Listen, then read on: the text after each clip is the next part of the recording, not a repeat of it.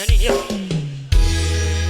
Kowe biyen janji karo aku, nganti tresno siji Nanti ikhlas tekan mati, nyatane ngapusi jika iki netes aku milih terus ini.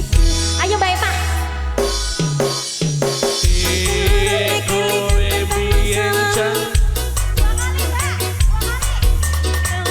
Tresno suci kanthi ikhlas tekan pati, nyatane ngapusi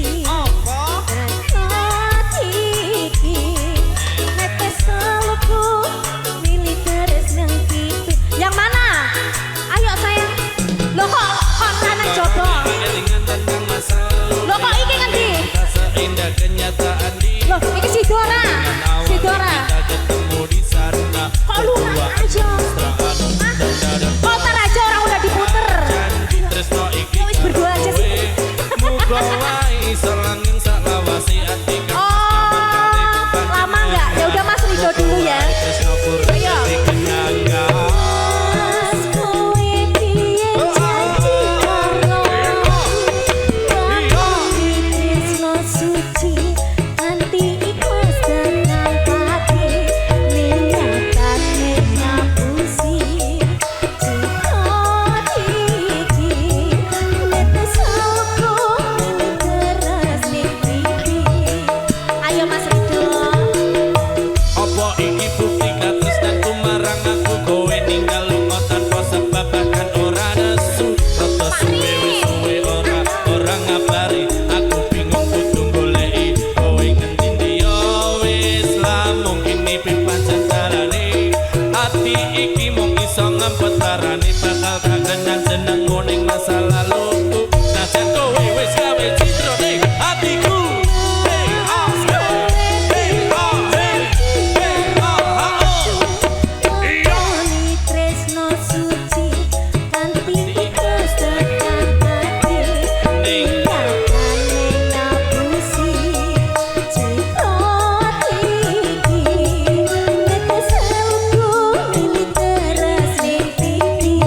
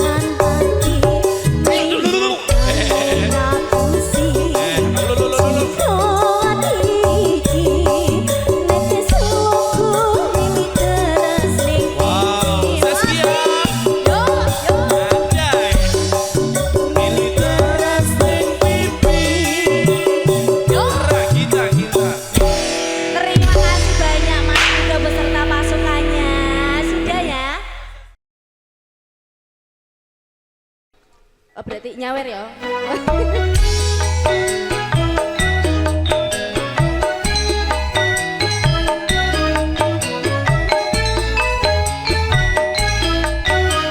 Spesial buat tim Kalonya RT 17 Pedokelan.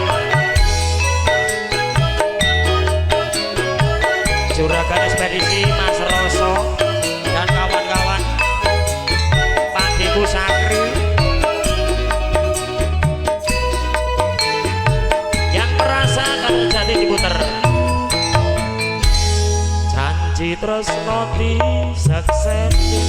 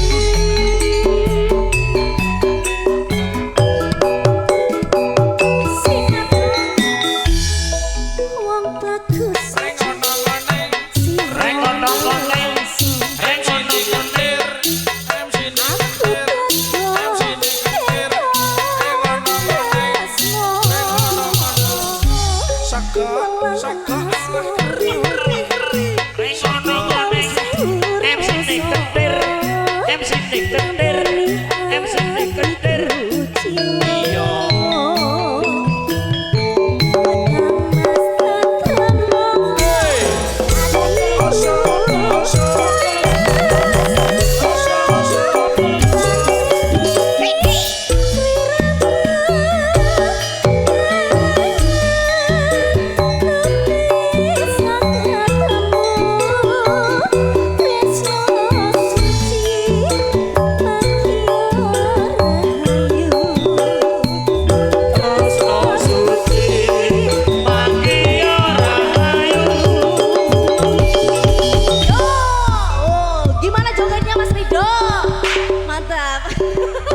Sari larang mas padake. Yuk bersama dengan jelas ada spesial buat Mas Adi. Selamat bertugas di Batang. Semangat. Kapal tunggalnya harus sadar ya. Cair.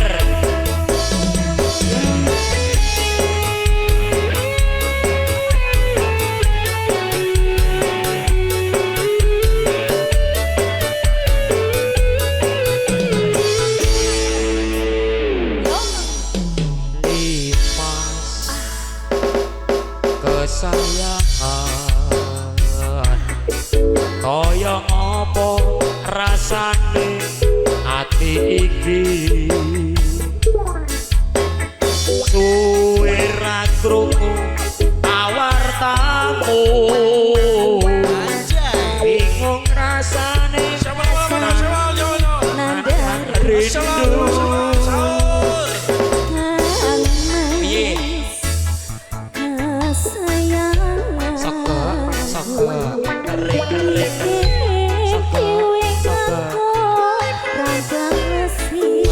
Saka Apa sliramu wis lali janji suci nganti kamu wingi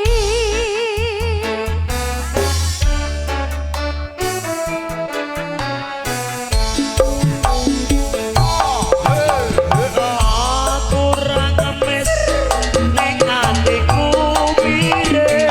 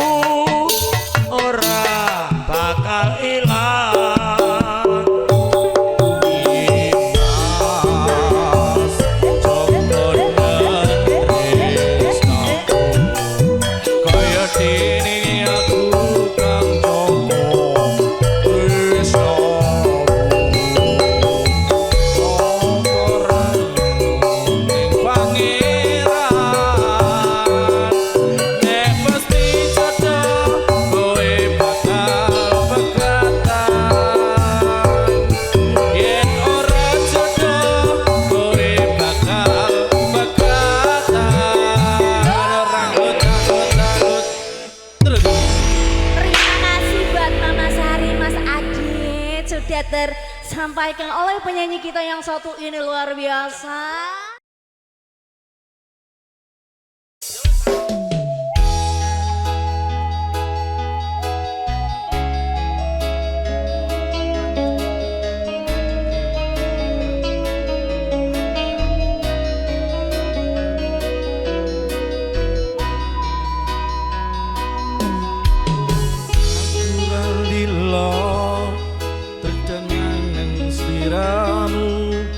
Mergo omongan dadi salah paham, janjiku tak patenke ing jero raga iki supaya tansah kelingan sliram.